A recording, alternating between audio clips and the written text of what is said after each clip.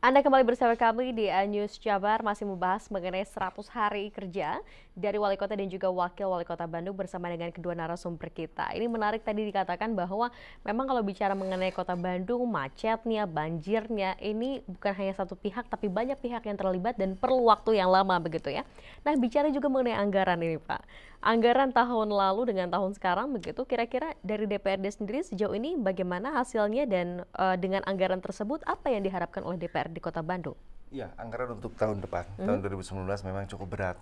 Jadi kita di Badan Anggaran juga harus ekstra keras kita membahas mana skala prioritas yang betul-betul wajib dan harus dianggarkan gitu.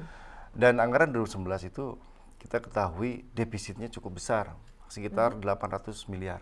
Ya, sehingga DPRD dan pemerintah kota harus betul-betul menyeleksi program-program yang urgent, program-program yang menjadi kebutuhan masyarakat. Nah, di APBD 2019 masih dominan di beberapa program, pendidikan, kemudian juga kesehatan, ya, terus kemudian juga infrastruktur dan seperti itu. Sehingga ketika Mang Oded membawa janji-janji politik, membawa janji-janji kampanyenya, di saat anggaran lagi defisit, memang agak sulit. Apalagi janji-janji kampanye yang tidak realis, kurang berkenan langsung dengan masyarakat. Gitu. Apa saja yang kemarin dirasakan ini tampaknya janji kampanyenya kurang tepat begitu? Kurang tepat dalam artian anggaran kita tidak mumpuni untuk menampung janji tersebut.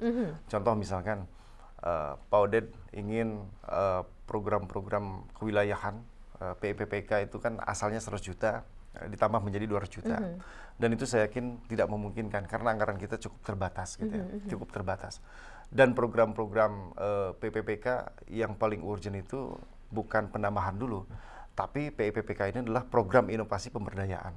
Artinya sekarang ini masyarakat ini sebagai penonton, RW sebagai penonton. Karena apa? Dikerjakan oleh pihak ketiga. Nah, kita ingin jangan ditambah dulu, tapi berikan kewenangan kepada masyarakat untuk mengelola itu sehingga masyarakat menjadi mandiri. Kemudian program-programnya adalah ide-ide masyarakat. Nah, justru jangan meloncat dulu ke 200 juta, karena walaupun 200 juta, walaupun 300 juta, masyarakat hanya sebagai penonton. Yang mengelola itu tetap pihak ketiga. Oke. Nah, seperti itu. Jadi ada beberapa hal yang seperti itu ya, janji kampanye yang dirasa kurang relevan sehingga akhirnya juga tidak terpenuhi dari segi anggaran begitu ya? Betul, karena ada program-program yang lebih urgent seperti tadi pendidikan, kemudian juga Pendidikan, kesehatan. betul. Kemudian ada program-program pemerintah pusat ya, yang kita harus mengeluarkan anggaran pendamping. Ya, seperti misalkan bantuan rumah tidak layak huni, kemudian juga bantuan kesehatan, bantuan keluarga harapan. Kan itu urgent, itu penting. Sehingga itu harus diprioritaskan dulu. Oke, baik. Nah, menurut Pak Imanuddin sendiri, Anda menilainya seperti apa dengan anggaran yang sempat defisit ini jumlahnya cukup banyak begitu? Berarti kan ada pengurangan anggaran untuk tahun depan begitu? Seperti apa? Ya, baik. Jadi sebetulnya kalau kita melihat dari sisi anggaran, bahwa memang anggaran ini adalah sumber daya ya. Sumber daya yang memang tidak bisa dipungkiri lagi menjadi motor penggerak dari satu program, karena memang program-program yang dijalankan sekarang itu masih mengacu kepada program yang tidak melibatkan secara utuh komponen atau sumber daya internal daripada pemerintah daerah itu sendiri. Sehingga ketika kita melihat bahwa program ini tidak bisa jalan karena tidak tersedia anggaran, maka permasalahannya adalah programnya yang harus dikurangi. Padahal sebetulnya program itu bisa berjalan dengan mengoptimalkan sumber daya yang sudah dimiliki.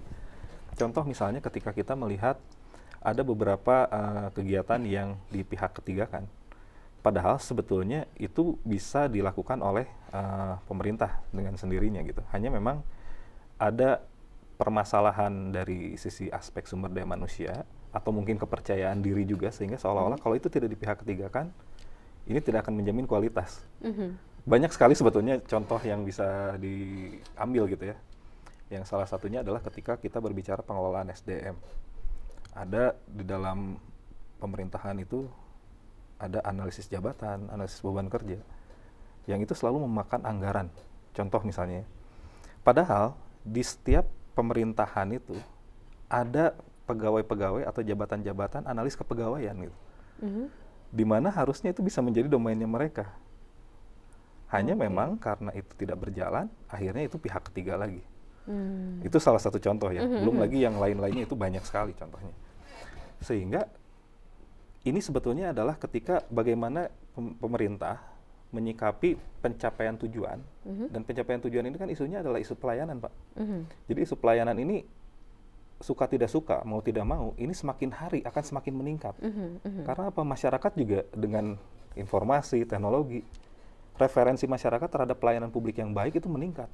Sementara sumber daya untuk memenuhi ini semakin lama, bukannya semakin bertambah, bahkan semakin menurun kalau kita melihat kepada bagaimana pemerintah mengoptimalkan sumber-sumber pendanaan atau pendapatan. Oke, baik. Dari Pak Imanuddin dan juga Pak Aan sendiri, apa mungkin sarannya yang ingin disampaikan begitu untuk Mang Oded dan juga Kang Yana agar nantinya ada kepuasan juga dari masyarakat dengan programnya selama ini, karena sudah memasuki 100 hari kerja. Pasti masyarakat akan terus menantikan apa nih yang terbaru dari pemerintah Kota Bandung begitu. Silakan, Pak. Saya kira memang Pak Oded sudah selayaknya untuk mengemas program-program yang betul-betul dirasakan manfaatnya oleh masyarakat. Program-program yang menjadi prioritas adalah program-program yang menyangkut kehidupan masyarakat luas, seperti misalkan kesehatan tadi yang sudah saya sampaikan, kemudian pendidikan, kemudian pengangguran. Kita pengangguran itu memang masih tinggi, apalagi banyak populasi pemuda-pemuda sekarang yang baru lulus, itu juga yang harus dipikirkan. Jangan sampai pengangguran semakin membengkak. Terus kemudian jumlah kemiskinan juga kita cukup tinggi. Kita harus mencari jalan bagaimana cara menekan masyarakat yang tadinya mau miskin ya, terselamatkan. Kemudian yang miskin bisa naik menjadi tidak miskin. Nah seperti itu. Kemudian banyak hal seperti misalkan infrastruktur. Masyarakat mengeluhkan sekarang ini kalau hujan sedikit saja pasti banjir. Apalagi masyarakat yang di pinggir bantaran sungai. Seperti saya kemarin di Pajajaran RW 5. Saya sidak kemarin ke sana, ada 5 rumah yang ambruk gara-gara banjir. Nah, persoalan-persoalan inilah yang harus menjadi pikiran utama dari pemerintah sekarang. Sehingga setiap gerakan, setiap program pasti akan didukung oleh masyarakat. Kalau sekarang program-program yang tadi sifatnya jauh, misalkan kayak rentenir, terus kemudian juga kayak Kang Pisman, itu penting. Tapi itu di dalam jangka waktu yang panjang. Bagaimana membunuh satgas membunuh para rentenir, itu kan jangka waktu yang lama. Tidak mungkin dalam setahun. Bagaimana dalam 100 hari itu bisa berubah? Tidak mungkin. Untuk merubah seperti itu. Saya kira persoalan-persoalannya adalah tadi pemilahan program, mana yang menjadi program pertama, mana yang menjadi program unggulan kedua, seperti itu. Oke, dari Pak Imanuddin seperti apa? Ya, kalau yang saya perhatikan yang harus dilakukan sekarang oleh Kang Oded itu adalah bagaimana pertama menetapkan skala prioritas yang memang bisa berdampak langsung bagi masyarakat dan menjadikan tujuan-tujuan jangka panjang, target-target jangka panjang itu sebagai sasaran akhir. Sehingga yang perlu dilakukan adalah melakukan yang berdampak langsung dan merintis pembenahan dari segi paradigma dan nilai-nilai yang ada di dalam masyarakat secara perlahan. Sehingga ini bisa berjalan berbarengan. Ketika ini berjalan berbarengan, maka masyarakat akan melihat aspek positifnya atau aspek realnya itu dia dapat, dan pembenahan secara sistemnya juga di akhir nanti akan terlihat. Hanya memang ini perlu perhatian dan perlu kesabaran yang luar biasa, sehingga yang harus dilakukan selain tadi menetapkan prioritas dan kemudian melakukan aktivitas-aktivitas real terhadap pembangunan yang berdampak terhadap permasalahan, juga harus mulai dilakukan sosialisasi terhadap masyarakat dengan melibatkan media, sehingga masyarakat paling tidak bisa melihat bahwa program ini tuh di akhir nanti akan berdampak seperti ini loh. Sekarang masyarakat sama sekali tidak paham, tidak tahu bahwa Kang Pisman ini nanti di ujungnya seperti apa sih? Menghilangkan rentenir itu nanti akan berdampak langsung ke saya seperti apa sih? Sehingga informasi itu yang harus terus secara berkelanjutan diberikan kepada masyarakat, sehingga ketika masyarakat sudah memahami bahwa pemerintah aware terhadap permasalahan kita dan di akhir kita akan mendapatkan benefit daripada program-program ini, maka masyarakat akan secara tidak langsung mendukung program pemerintah. Oke, baik. Mengenai sekda atau pergantian sekda hingga saat ini juga masih menjadi pertanyaan, siapakah yang nantinya akan menduduki kursi menjadi sekda Kota Bandung, begitu ya. Tetap bersama kami di iNews Jabar, kami akan segera kembali usai jeda.